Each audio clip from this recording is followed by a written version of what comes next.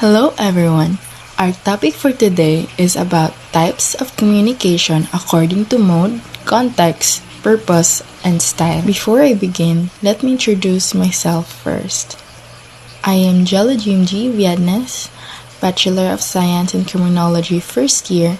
I am 18 years old and I live in Balao, Tagilan, Dapitan City. So now we are going to tackle about types of communication according to mode.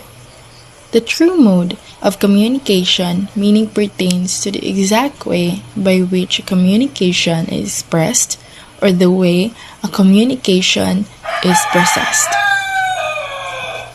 Communication is an important aspect of human society and is used in some way during almost every form or social interaction. So first type of communication is verbal communication. Verbal communication, it occurs when two or more individuals speak to each other, whether it be formal or informal, face-to-face or virtually, via telephone or video chat. There are many considerations to be made when expressing communication verbally, which include the complexity of words, tone of voice, and coexistence with nonverbal forms of communication that take place at the same time.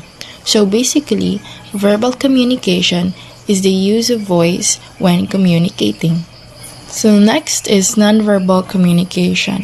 Nonverbal communications are equally as important as verbal communications, and in many instances, they occur at the same time as well as existing independently during other interactions. So nonverbal communication is communicating without using voice or not talking. This is where we communicate using our facial expressions and body language. And the example for this is when we use sign language for communicating.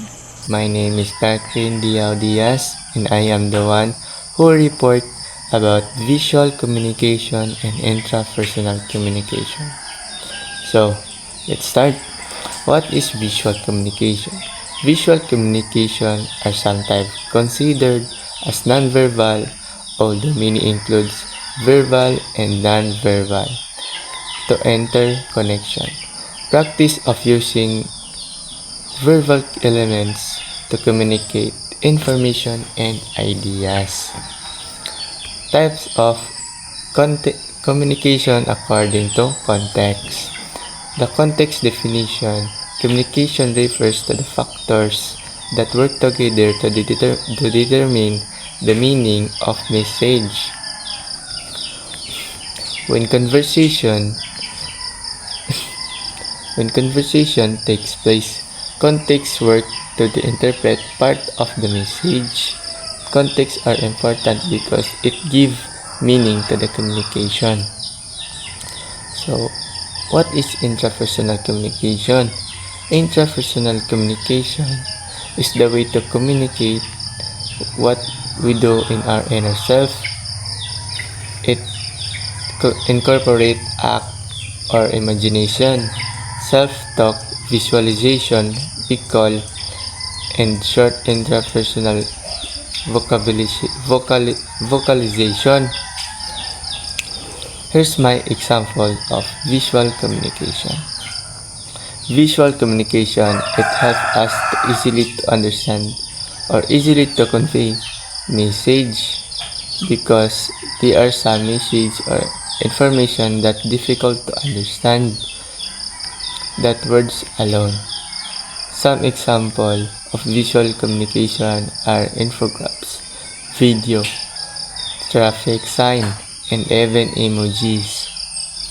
Context the factors that are mentioned here are like how they are communicating with easily and how they are feeling. When we say intra, it means with our inside. To intrapersonal communication means talk to oneself or within ourselves. You are both in sender and receiver of communication process. Example, self-talk, or self-reflection. So, that's all everyone. Thank you.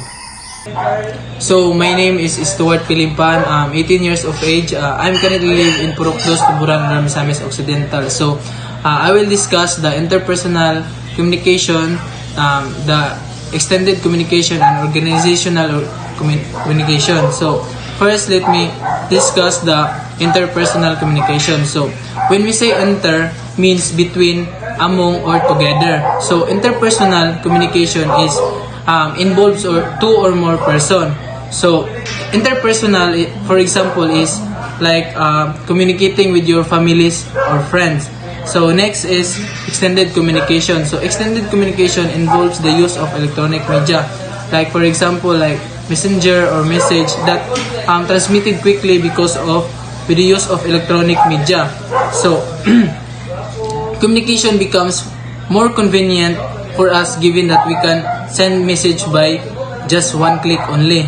So next is organizational communication. So organizational communication, it exchange of information, ideas, and views within and outside the organization. So organization comprise individuals who work for the company. That's all. Good day everyone, I'm Angel Nick Isakal and I'm reporting the part of types of organizational structure. First is formal structures. It allows communication to take place via designated channels of message flow between positions in the organizations. Formal structure is a deliberate plan arrangement of rules, responsibilities, and roles within an organization to achieve objectives, establish order, and define reporting relationship. For example is area manager, manager, assistant manager, and the staff. They are arranged in their positions of their responsibilities. They have different responsibilities to achieve the objectives of the store. There are three types of formal structure. First, downward communication. Second, upward communication. Third, horizontal communication. First, downward communication. It is the type that flows from upper to lower position. This is the flow of information and messages from higher level of an organization and hierarchy to the lower level, such as from management to employees. For example, is the task that's from manager that they assign from employees. Second is upward communication. It is a message transmission is from subordinates to their superior or bosses, bearing their views, feedback on organizational policies, issues related to their jobs, and the like. In short, upward communication is the flow of information, feedback, and suggestion from lower level employees to those in higher position within an organization. Example of this is performance and progress reports, employee satisfaction survey, suggestion boxes, focus group, and meetings with managers. In short, the update of the task from employees to their manager. Last one is horizontal communication. It is lateral in approach as it takes place among people belonging to the same level but coming from different department or unit to facilitate performance of tasks through proper coordination. This is the exchanging of information between individuals, teams, or department at the same hierarchical level in an organization.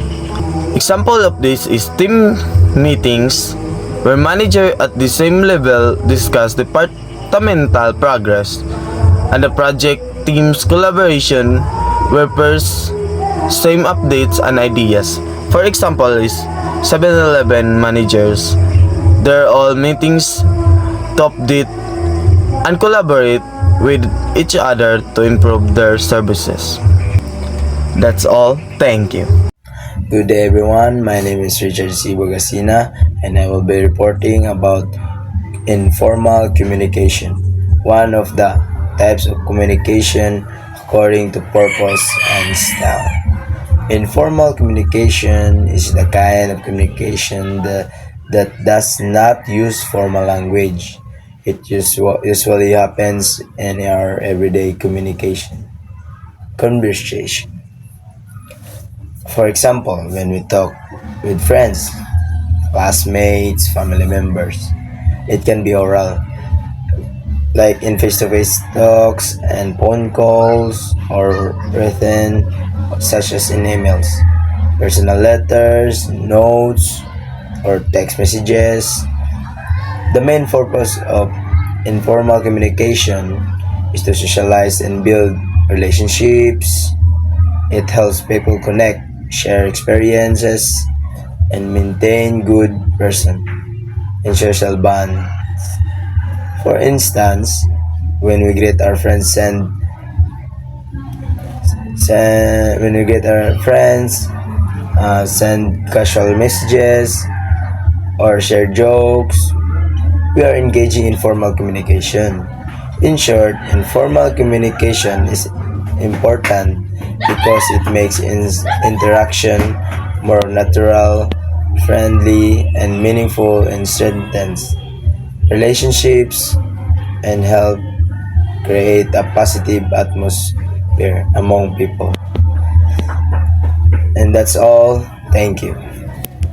Good day, everyone. I am Rylene Bagalanon and I am assigned to discuss the different types of communication according to purpose and style. So, what does purpose and style means? Purpose means reason why we communicate, and style describe how we shape our message to achieve a specific goal. When individuals exhibit different communication styles, it's easy to conflict or misunderstanding to occur. Understanding the characteristics and tendencies of different communication styles can help us to effectively interact with someone who has different style. So, we have two types of communication according to purpose and style. The first one is formal communication. It employs formal language delivered orally or in written form.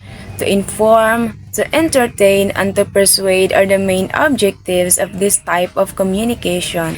These are planned interactions aimed at achieving clear, often professional objectives. It employs formal language because it uses precise vocabulary. Allow me to elaborate the main objectives of this type of communication. First is to inform. The author or the sender wants you to give information. For example, a memo or memorandum. It is a document that is written to provide information within an organization. Second is to entertain. Here, the author or speaker wants you to amuse for you to enjoy the writing or speech.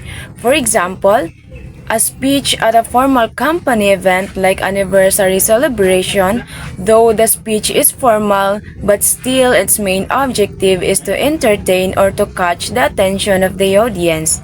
And lastly is to persuade.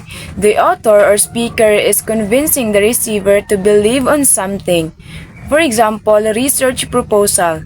First is the title proposal. Our main objective is to persuade or convince the panelists that our topic is worth studying. The second one is informal communication. It certainly does not employ formal language. The mode may be oral as in face-to-face, ordinary or everyday talks and phone calls, or written as in the case of email, messages, personal notes, letters, or text messages.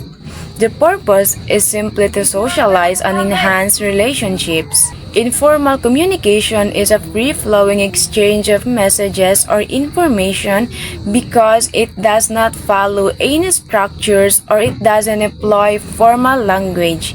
The goal is personal connection, not official business. Its examples are casual conversations with our friends, text messages, or chats with emojis or abbreviations. For example, you are texting a friend on a weekend asking, "Hey, wanna grab some food later?" The purpose is purely to socialize and maintain a personal relationship, and the style is casual because it uses colloquial language such as "hey." Understanding these categories is essential because your effectiveness as a communicator depends on your ability to recognize the context you are in, choose the appropriate mode of expression, and tailor your style to meet your purpose. And that ends our discussion. Thank you for watching, and we hope that you have learned something from us.